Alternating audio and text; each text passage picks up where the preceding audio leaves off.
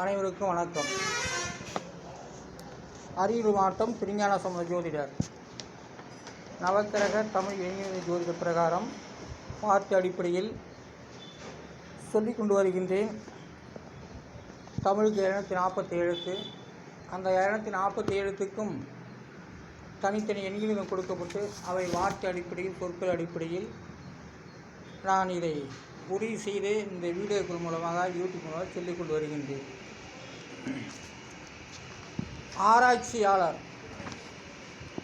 ஆராய்ச்சியாளருடைய எண்களிடம் ஆராய்ச்சியாளருக்கு அவருடைய எழுத்துக்களுக்கு எண்களிடம் 8 1 8 9 4 9 7 9 இதெல்லாம் கூட்டினாக்கா 56. அந்த 56ஐயும் கூட்டினாக்கா 11. அவருடைய விதி என்கிறது 2.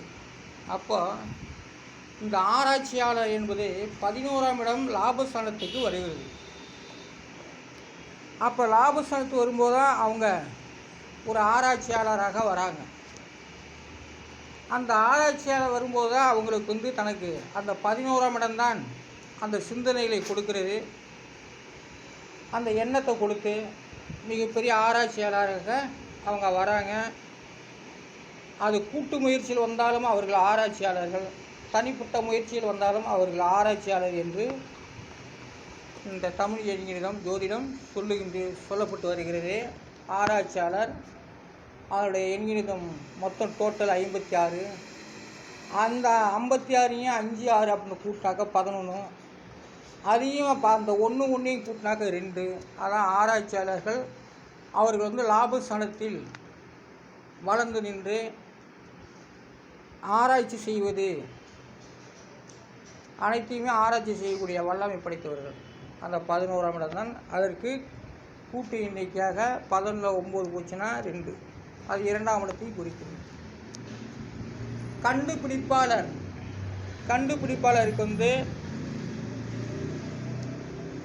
அந்த எழுத்துக்குரிய எண்களிடம் 1 3 7 1 6 6 7 7 9 இதெல்லாம் கூட்டினாக்கா 47. அதனுடைய அந்த 47னுடைய விதி என்கிறது 2. அந்த 47 4 7 11. அந்த 11 9ஆல் கழிச்சிட்டாக்க 2. அப்போ கண்டுபிடிப்பாளருடைய வீடும் 11ஆம் இடம்தான். அது லக்னத்துக்கு 11ஆம் இடமாக சொல்லலாம், மேஷத்துக்கு 11ஆம் இடம் என்றும் சொல்லலாம். அதான் ஒருவருடைய ஜாதகத்தில் 11ஆம் இடத்துல சில ஆராய்ச்சி கிரகங்கள் இருந்தால் அவர்கள் கண்டுபிடிப்பாளர், கண்டுபிடிப்பாளருடைய லாபஸ்தானம் 11ஆம் இடம்தான். அந்த வீடும் 7வது வீடு தான், 11ஆம் வீடு 2வது வீடு தான் என்று சொல்லப்படுது. சுயம்பு என்ற வார்த்தைக்கு 4 எழுத்து, 5 2 7 2 இதெல்லாம் கூட்டினாக்கா 16. அதனுடைய விதி என்கிறது 7. சுயம்பு என்ற தானாகவே உருவாகுவது, தானாகவே லக்கு அடிப்பது, யோகங்கள் வருவது, அதெல்லாம் கிரகத்தால் அதெல்லாம் வரும். அதாவது சுயம்பு என்று சொல்லக்கூடிய சுயம்பாக மரத்தின் கீழே வேருக்கு கீழே லிங்கங்கள் இருக்கலாம். அவங்களும் அது பழங்காலத்து லிங்கத்தை அப்படியே போட்டு வச்சுட்டு போடுவாங்க. அந்த இடத்துக்கு கீழே ஏதோ சில லிங்கங்கள் புதையல்கள் இருப்பதெல்லாம் எடுக்கிறாங்க. அதான் சுயம்புங்கிறது. யார் எடுக்கணுமோ அது அவங்க தான் எடுக்க முடியும். அதனால் சுயம்பு. அதுபோல் சில விட்டு போனதெல்லாம் அதை ஒரு சுயம்பாக ஒருடைய மனிதர்களுக்கு கைராசி சுயம்புவாக அவங்க கையினால் அது எடுக்கப்படுது. அதாவது சுயம்பு என்றால் தானாகவே உருவாகுது. இதான் சுயம்பு என்பது பழங்காலத்த பொருள்கள், பழங்காலத்து படைப்புகள் இதெல்லாம் சுயம்பாக அவர்களுடைய ராசிக்கு தகுந்த மாதிரி ஏற்படுது. அதான் 7வது என்கிறீர்கள். சுயம்பு என்பது தானாக உருவாகக்கூடியது. தானாக அவங்க அவங்களுடைய ஆற்றல், அவங்களோட உடல் வலிமையால் அதை ஏற்படுத்தி தரும். அதான் சுயம்புங்கிறது தானாக ஏற்படக்கூடியது. தன்னைத்தானே அவங்களுக்கு யாரும் சொல்லாமலேயே அது கிடைக்கக்கூடும், ஏற்படுத்த செய்யும். அதாவது சுயம்புடைய எண்களிடம் விதியின் 7. சுயம்பு 7ஆம் இடத்தை குறிக்கிறது. 7ஆம் இடம் நல்ல இடம்தான். அந்த கிரகம்தான் 7ஆம் இடத்து கிரகம்தான் சில நன்மைகளை செய்யும் என்று சொல்லப்படுகிறது. அது பெண்ணுக்கு பெண் கிரகமே இருக்க வேண்டும் 7ஆம் இடத்தில், ஆண்களுக்கு ஆண் கிரகமே இருந்தால் தான் அந்த சுயம்பு சாணங்கள் வெற்றி பெற முடியும். ஆண்களுக்கு 7ஆம் இடத்தில் பெண் கிரகம் இருந்தால், பெண்களுக்கு 7ஆம் இடத்தில் ஆண் கிரகம் இருந்தால் அது தோல்வியடையும் என்பதை நான் இந்த தமிழ் என்கிற ஜோதிட பிரகாரம் ஜோதிடராகிய நான் அதை அவங்களிடம் நான் விலைக்கு கூறுகின்றேன். அதாவது சுயம்பு என்றால் தானாகவே சிந்திக்கக்கூடியது, தானாகவே அது செய்து நாட்டு மக்களுக்கு அது செய்து காட்டுவார்கள். அதாவது சுயம்பு. படைப்பு 4 எழுத்து 996 எல்லாம் கூட்டினாக 26. அதோடைய விதி என்கிறது 8. படைப்புங்கிறது 8ஆம் இடத்தில் வருகிறது. கடவுளுடைய வீடு நீச வீட்டில் வருகிறது. படைப்புங்கிறது 8வது வீடு. 8ஆம் இடத்திலிருந்து நல்ல சுபக்கிரகங்கள், ஆட்சிக்கிரகங்கள், உச்சக்கிரகங்கள் இருந்துவிட்டால் அவர்கள் படைப்பினுடைய எண்கிணிதம் விதியின் 8. படைப்பாளருடைய எண்கிணிதம் தமிழ் எண்கிணிதம் 99677 இதெல்லாம் கூட்டாக 47. அந்த 47 9 வகுத்து 47 அப்படியே 4 7 கூட்டினா 11. அது விதிங்கிறது 2. அப்போ படைப்பாளர் சாணம் லக்கணம் 12க்கு படைப்பாளர் சாணம் 11ஆம் இடத்தை காட்டுகிறது. அந்த 11 9 வகுத்துட்டா 2, அதான் குடும்ப சாணத்தையும் குறிக்கிறது. அப்போ படைப்பாளர், கண்டுபிடிப்பாளர், ஆராய்ச்சியாளர் இவர்களெல்லாம் லாபஸ்தானத்தில் வருகிறது. அப்போ லாபஸ்தானத்தில் வரக்கூடியது எல்லாமே நன்மையாகவே நடக்கிறது. அவங்களுடைய படைப்பு வீண் போகாது.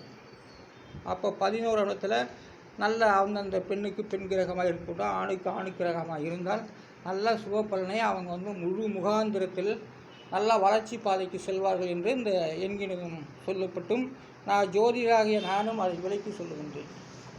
அடுத்ததாக விடை 2 எழுத்து. விடைக்கு 6 9 இதெல்லாம் கூட்டினா 9 15. அதோடைய விதி என்கிறது 6. இதுக்கெல்லாம் 6ஆம் இடம் தான். விடை என்பது 6. விடைக்கு 6ஆம் இடத்தை காட்டுகிறது. ஒருவருக்கு நல்ல இடத்தில் இருந்துட்டால் அதுக்குரிய வினாவுக்கு தகுந்த ஒரு விடைகளை காணக்கூடியவர்கள். அந்த காலத்தில் அப்போல்லாம் வினாடி வினா ரேடியோவில் சொல்லுவோம், அதை மாணவர்கள் கேட்டுக்கொண்டு இருப்பார்கள். அதுக்குரிய கேள்விகளை ஆசிரியர் கேட்பார்கள். அதான் விடைக்கு 6ஆம் இடம். விடை என்பது 6ஆம் இடத்தை தான் குறிக்கிறது. குடிநீர். அடுத்ததாக குடிநீர் 4 எழுத்து 3 6 7 9 இதெல்லாம் கூட்டினாக்கா 25. அதனுடைய விதி என்கிறது 7. குடிநீர்லாம் 7ஆம் இடத்தை குறிப்பிட்டு வருகிறது. குடிநீர் அது ஆண் கிரகமாக இருந்தானா பெண் கிரகமாக இருந்தானா 7ஆம் இடத்தில் அந்த குடிநீர் 7வது எண்கிணத்தை 7வது வீடாக காட்டுகிறது.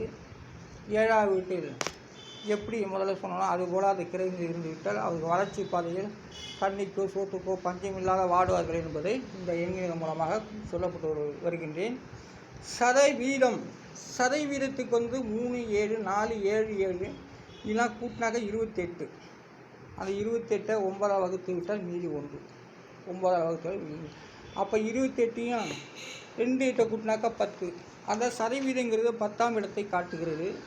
லக்னத்து 10ஆம் இடம் தான் சதவீதம்.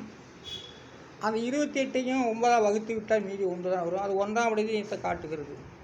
அப்போ சதவீதங்கிறது 10ஆம் இடத்தில் தோன்றி 9ஆம் இடத்தையும் காட்டுகிறது. அப்போ சதவீதம் என்பது பாருங்கள் 1லிருந்து ஆரம்பிக்கப்படுது. அதான் சதவீதம் 1லிருந்து காட்டுவது தான் வார்த்தை அடிப்படையில் உண்மையான தன்மை. ஆனால் இது பல பொருளாதாரத்தை நான் கலந்து சொல்ல கிடையாது. எண்கிணிதம் எழுத்து எண்கிணிதத்தை வைத்து தான் நான் சொல்லி கொண்டு வருகின்றேன். ஆனால் சதவீதம் 1லிருந்து ஆரம்பிப்பது தான் நான் சொல்லுகிறேன். சதவீதம் 28 2 8 கூட்டினாக்க 10 அதையும் 1. அதான் இந்த எண்கிணித ஜோதிடம் தமிழ் எண்கிணி ஜோதிடம் வார்த்தை அடிப்படை சொல்லிக் கொண்டு வரும் இந்த எண்கிணிதம் தான். இந்த எண்கிணிதம் தமிழுக்குரியது, தமிழ் ஆராய்ச்சிக்கு உரியது, ஜோதிட படைப்பு எழுதப்பட்டது, ஜாதக படைப்பு எழுதப்பட்டது என்பதை நான் தெரிந்து சொல்லிக்கிட்டு வருகின்றேன். நான் அரியலூர் மாவட்டம் திருஞான சம்பந்த ஜோதிடர் எண்கிணித வல்லவர் வல்லோ பண்டாரம். நன்றி, வணக்கம்.